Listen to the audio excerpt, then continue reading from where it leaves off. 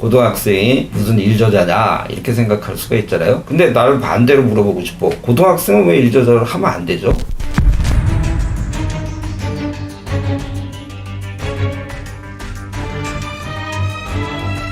근데 걔가 나보다 잘하는 거는 영어를 잘하잖아요. 외국어도 잘하고 번역이 아니에요. 작성하는 거예요. 굉장히 위학 용어들이라든가 이런 게 막 들어가 있던데 그런 거는 이제 제가 다 거의 다 하는 거고.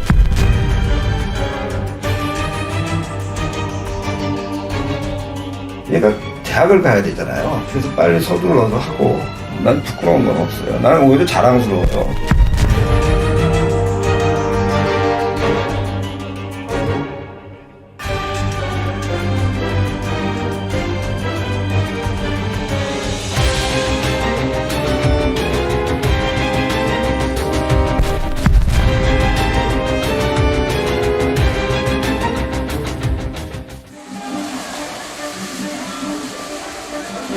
장관 후보자로서 저와 제 가족에 대한 비판과 검증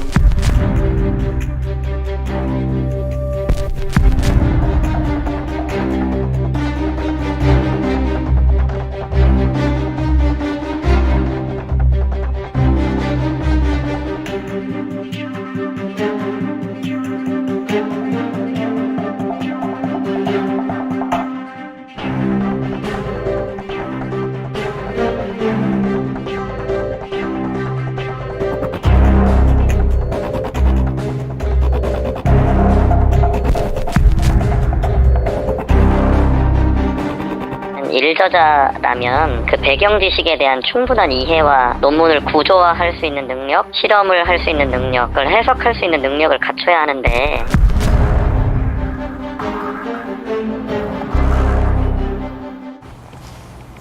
유학반에 그 애들 유학을 보내야 될 거 아니야. 예? 예? 유학반을 만들었으니까 그 외국에서는 그런 인턴십이라든지 아니면은 교수하고 뭐 해서 이렇게 뭐 프로덕트를 낸다든지 이런 거를 굉장히 높이 평가를 해주니까 학교에서 그런 것들을 알선해주는 시스템이 있나 봐요. 그래서 그쪽을 통해서 저한테 연락이 온 거죠. 그때 이제 딱 계획하고 있는데 얘가 매칭이 된 거죠. 걔가 뭐 어떻게 그 준비 단계부터 하겠어요. 뭐 말도 안 되는 얘기지. 뭐 뭔가 나름대로 프로덕트도 내고 뭔가 이제 했다는 거 인정도 받고 싶고 이래서 온 거 아니에요? 그래서 저한테 이제 몇 번 강의를 들었죠. 걔가 굉장히 열심히더라고. 아 이게 고대요. 서울에서 여기까지 매일 와갖고서는 왔으니까 이제 병원 투어도 시켜주고 다행히 좀 의미 있는 결과가 나왔더라고요. 네, 그래서 이제 논문 작성하기로 했는데 원래는 이제 외국에 보내려고 이제 다 이렇게 한 거죠. 한 건데 얘가 대학을 가야 되잖아요. 그래서 그것 때문에 온 건데. 네, 그래서 빨리 서둘러서 하고 아쉽죠. 저로서는 이제 논문을 인정을 못 받으니까 아무래도 국내 논문 내면 좀 그렇잖아요. 그래서 아쉽지만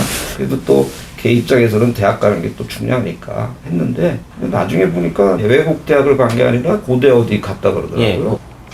고등학생이 무슨 일저자냐 이렇게 생각할 수가 있잖아요. 근데 나를 반대로 물어보고 싶어. 고등학생은 왜 일저자를 하면 안 되죠? 여기에 그 저자로 누가 들어갈 거냐 하는 결정도 제가 하는 거예요. 제가 하는 건데 그 여기 들어갔던 사람들 중에서 이 실험이 복잡한 실험이 아니기 때문에 사실 제일 많이 기여를 했어요. 또 이게 또 영어로 작성해야 되잖아요. 근데 걔가 나보다 잘하는 거는 영어를 잘하잖아요. 영어를 잘했죠. 예. 외국어도 잘하고. 이게 번역이 아니에요. 작성하는 거예요. 번역하고는 달라요. 얼핏 봐도 굉장히 위학 용어들이라든가 이런 게 막 들어가 있던데 그런 거는 이제 제가 다 거의 다 하는 거고 그 다음에 이제 똑같은 해도 뭐 흐름이라든지 이제 이렇게 뭐 주어 이렇게 바꾸고 이러는 것도 있잖아요.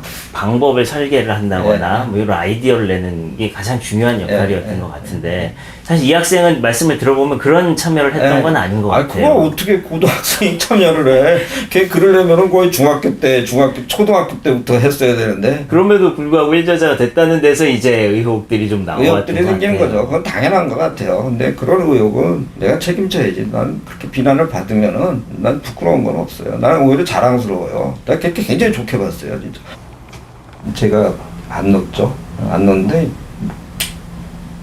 뭐 그거는 일부러 그런 거예요. 일부러 안 넣은 건데 다른 목적이 있어서 그런 건 아니라 그래가지고 이제 논문의 퀄리티를 떨어뜨릴 수가 있어갖고 안 넣은 거예요. 아까 왜 고등학생은 안 되냐고 뭐 그렇게 말씀하셔가지고 예. 아니 근데 뭐 고등학생은 왜 안 된다고 생각을 해요? 근데 어쨌든 현실적인 문제 때문에 이렇게 쓰셨다는 말씀이군요. 그리고 이제 지금도 다 이상하게 생각하잖아요. 그 당시라고 뭐 사람들이 이상하게 생각 안 하겠어요. 그거는 조국이 누군지도 몰랐어요. 그 당시. 그 당시에 그 전혀 몰랐어요. 나 조국 그때 알았어요. 10몇 년 전에. 우리 집사람은 이제 학부형이니까 학부형 모임 있잖아요. 거기 가면은 이제 엄마도 나오니까 그쪽에서 한두 번 만나서 안면은 있었나 봐요.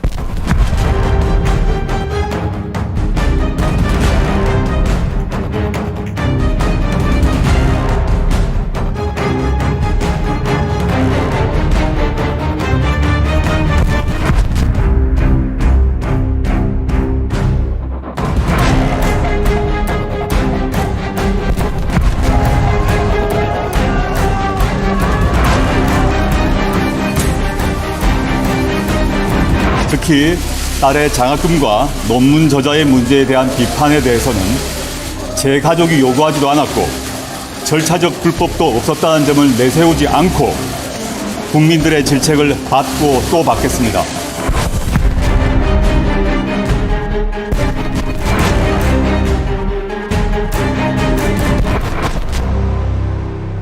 조국 장관의 딸의 이 장학금과 관련해서 부산대 의전원에서 자료가 하나 국회에 제출이 됐는데 유급을 하고 6번 내리 장학금을 받은 것은 4년 동안 조국 장관 딸이 유일했다.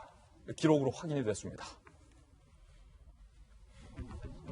자, 잡음에 싸움까지 있었던 사실이 좀 뒤늦게 알려지고 있어요. 문제의 조민 연속장학금. 부산대 의전원이 2015년에서 2018년, 2015, 2016, 2017, 2018 4년간 2회 이상 연속 장학금을 받은 사람들 75명에 대해서 조사를 했죠. 6차례 연속으로 장학금 받은 학생이 있었어요. 4년 동안 11명.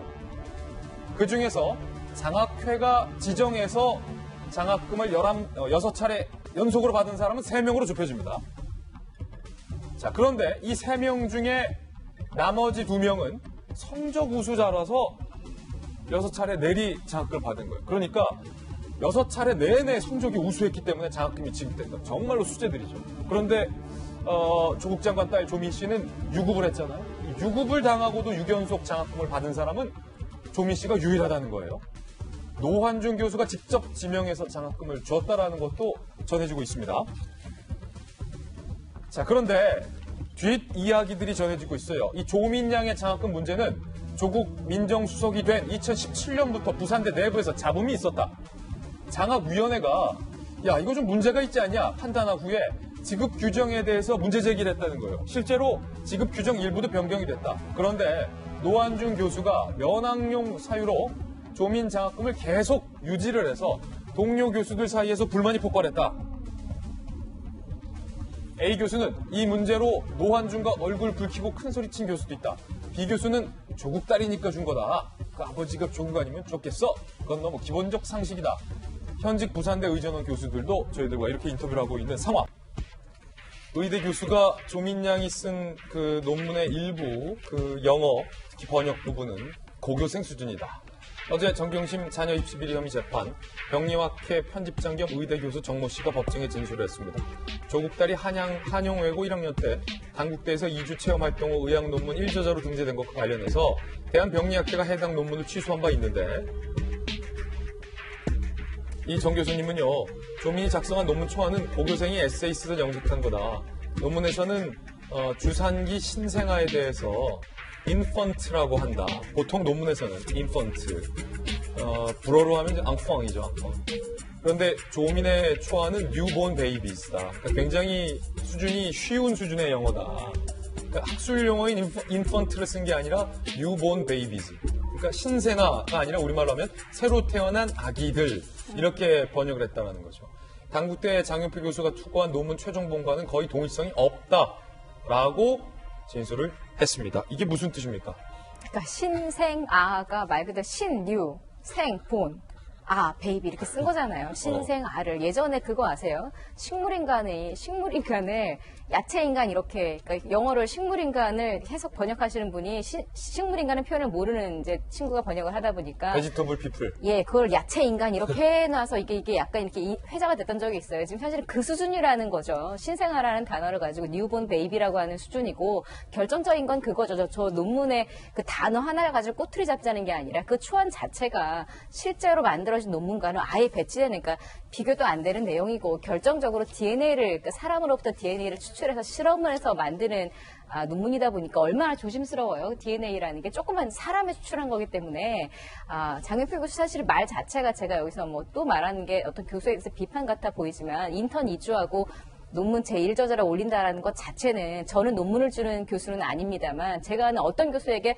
차마 그럴 수 있어요 라고 질문도 못할 만한 얘기예요. 인턴 2주하고 논문 제1저자, 논문이라는 게 진짜 얼마나 어려운 작업을 거쳐 나오는 것들인데, 그러다 보니까 지금 여기 증인으로 나온 분이 하신 이야기는 새롭지도 않은 내용이죠. 다만 인펀트도 모르고 뉴본 베이비라는 단어를 썼다라는 것 자체 사실 좀 웃음이 나올 정도의 내용이 아닌가 하는 생각입니다.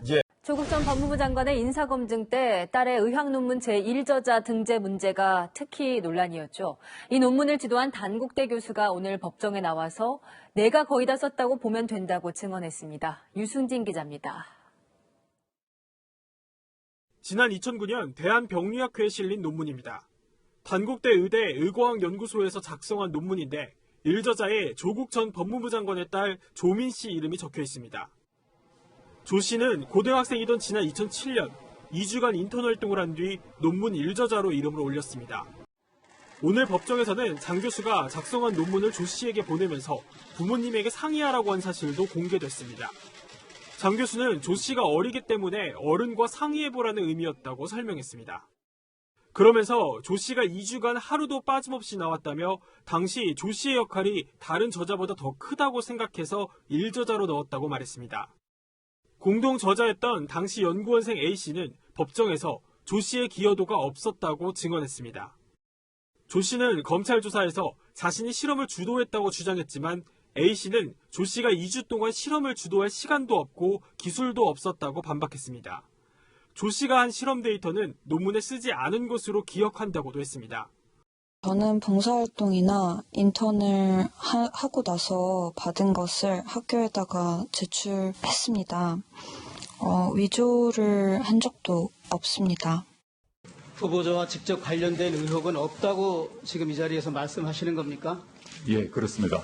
딸이 서울대 공익인권법센터에 인턴을 했다고 증명서를 발급받았지요. 예, 근데 제가 관여한 바 없습니다. 어떻게 전혀 없는 인턴 활동을 서울대 법대나 서울대 공익인권법센터에서 후보자의 딸이 하지 않았는데 이러한 증명서가 발급되고 고려대학교 수시 입시 전형에 제출될 수 있습니까? 이것은 본인이 서울대학교 당시 교수였기 때문에 본인의 영역에서 일어난 일입니다. 전혀 아닙니다. 실제 저희 그럼 이거 아이는 누가 했습니까? 지금 후보자 네. 당황스럽겠지만 거짓말하는